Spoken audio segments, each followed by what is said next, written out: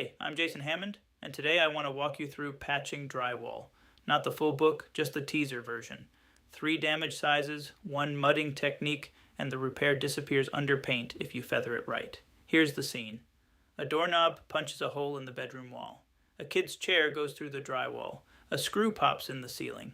Or you cut an access hole to fix a leaky pipe, and now there's a 2x2 square of missing wall. Here's the thing. Every homeowner underestimates this job. The physical work is easy. The discipline is waiting for each coat to fully dry before the next one. Before you start, size the damage. A nail pop or a small hole under 1 inch is spackle and paint. A medium hole, 1 to 4 inches, is mesh patch plus joint compound.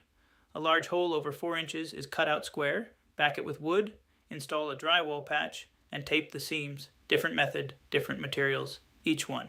Here's what the medium hole job actually looks like. You clean the loose paper and paint off the edges with a utility knife. You cut a piece of self-adhesive fiberglass mesh tape slightly larger than the hole and press it flat, centered over the hole. You apply the first coat of joint compound with a 6-inch knife.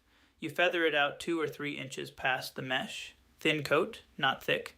You can still see mesh through it, and that's fine. You dry overnight, not for an hour. Second coat goes on wider with a 10-inch knife. Feather out 4 to 5 inches, dry, sand. Third coat wider still, 6 to 8 inches, tapered to nothing at the edges. That feathering is what hides the patch. Don't pile it thick. Use sand.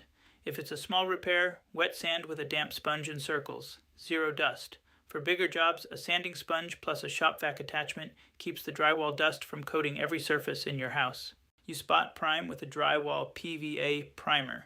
Unprimed joint compound absorbs paint differently than the surrounding wall, and the patch shows as a dull spot forever. That's called flashing. Prime kills it, then you paint the whole wall, not just the patch. Old paint has shifted color. The mistakes that double this job.